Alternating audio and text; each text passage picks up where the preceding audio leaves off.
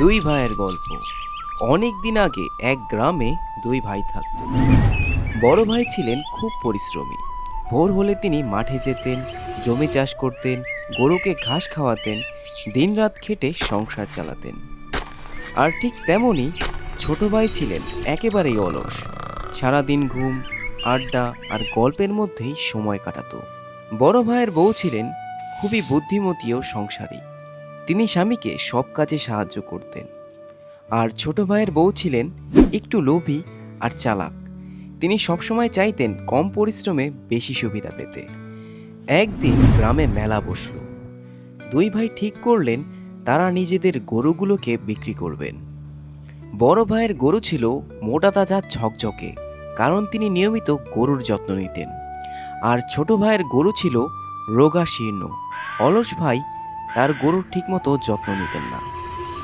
আর তারপর মেলায় সবাই বড় ভাইয়ের গরুর প্রশংসা করতে লাগলো। আর এদিকে ছোট ভাইয়ের বউ বড় ভাইয়ের গরুর প্রশংসা শুনে খুবই হিংসায় ফিল করতে লাগলো। আর মনে মনে ভাবতে লাগলো যে করেই হোক তাদের গরুটি বিক্রি করতে হবে। আর তারপর যখন ক্রেতারা বড় ভাইয়ের গরু দেখার পর ছোট ভাইয়ের গরুটি দেখতে আসলো, আর ঠিক তখনই ছোট ভাইয়ের বউ বুদ্ধি খাটিয়ে বলল, তোমাদের গরুটা তো বেশ চিকন, তা এটার দাম কত?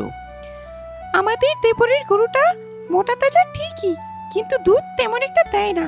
আর আমাদের গরুটা রোগা পাতলা আর দামও কম, কিন্তু বিশ্বাস করুন দুধ এত বেশি দেয় যে মাত্র এক হাঁড়ি দুধেই ঘি জমে যায়। তারপর ক্রেতারা ছোট বউয়ের কথায় বড় ভাইয়ের গরুটি না কিনে তাদের গরুটি কিনে ফেলে। দেখেছো, একটু বুদ্ধি খাটালেই ভাগ্য কেমন ঘুরে যায়। তোমার বড় ভাই এত কষ্ট করে গরু লালন পালন করলো, দেখেছো, অথচ তার গরুটাই বিক্রি হলো না।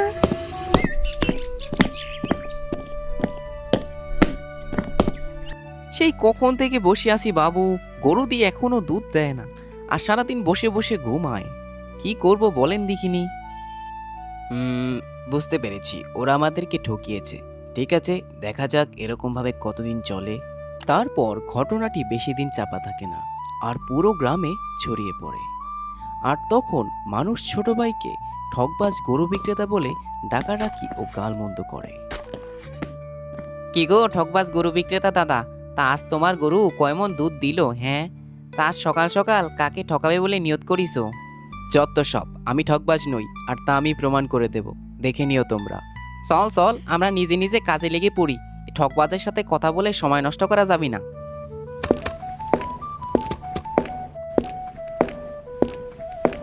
তারপর বড় ভাই জঙ্গলে গিয়ে গাছ কেটে বাজারে বিক্রি করে সবে বাড়ি ফিরছিল। আর তখন দেখলো ছোট ভাই তার বাড়ির পাশে বসে আছে, তার জন্য অপেক্ষা করছে।